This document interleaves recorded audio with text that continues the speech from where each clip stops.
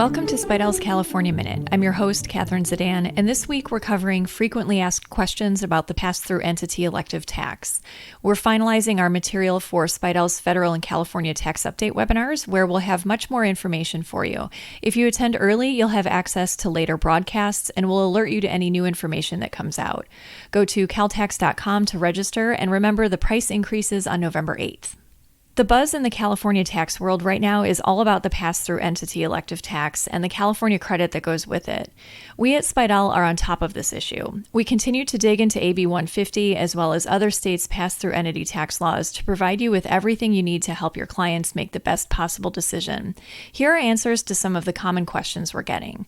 The first question is it true that I'll lose some of my credit because of the tentative minimum tax limitation? Yes, that is a distinct possibility, but the credit carries over for 5 years, and with proper planning, you can take unused credit in the following year or years by sort of bunching your credit and only claiming the credit in some years. Does this mean everyone will lose their credit due to the tentative minimum tax limitation? No, not everyone will lose the credit. We've determined that you need to run the numbers to see whether this will be a problem, and we have a number of examples that illustrate this.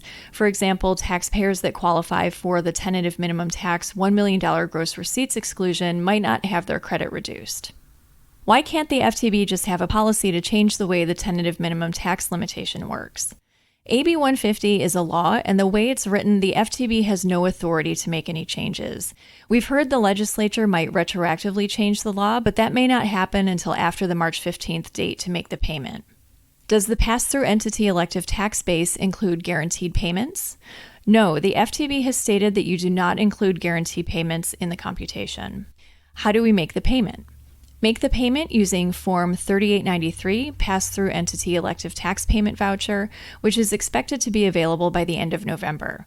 Taxpayers required to file 2021 short year returns who need to make a payment before Form 3893 is released have a workaround. For S corporations and LLCs, use Form FTB 3577. For LLCs, taxes partnerships, use Form FTB 3578. And for partnerships, use Form FTB 3579.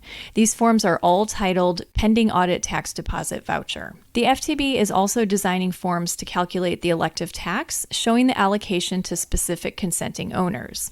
This will be done on Form 3804. Individual taxpayers will report the tax credit allocated to them on Form 3804-CR. The FTB has stated that these forms will be available in January 2022. People have also been asking, will electing pass-through entities still be liable for non-resident withholding if the entity is making the pass-through entity elective tax on behalf of their non-resident owners? The FTB's initial response was that the income will be subject to non-resident withholding under the normal rules, but we're still waiting for a final response on this. This is something you should consider when advising your client whether to participate. Can a single-member LLC elect to pay the pass-through entity elective tax? A single-member LLC cannot elect to pay the pass-through entity elective tax. However, a partnership or LLC that has a single-member LLC partner or member can still elect to pay the pass-through entity elective tax on behalf of the other partners or members. The single-member LLC partner or member will not want to consent to have the pass-through entity elective tax paid on their behalf because they're ineligible to claim the pass-through entity elective tax credit. Can a partnership with a partnership partner still elect to pay the pass-through entity elective tax if they don't pay the tax on behalf of the partnership partner? A partnership with a partnership partner cannot elect to pay the pass-through entity elective tax at all.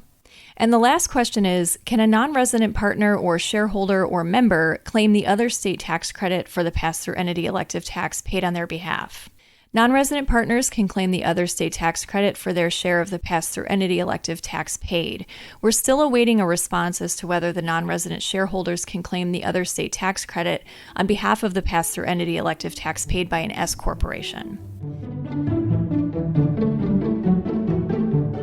If you would like more information on the pass-through entity elective tax and some examples, we have a half-hour video taken from the October session of Spidell's quarterly tax update. The cost is $49 and there's no CPE, but this is the information we currently have available as we wait for more guidance from the FTB. For more information, go to caltax.com, click on On-Demand Webinars, and look for Update on AB 150. That's all for this week. Join us next time for another episode of Speidel's California Minute.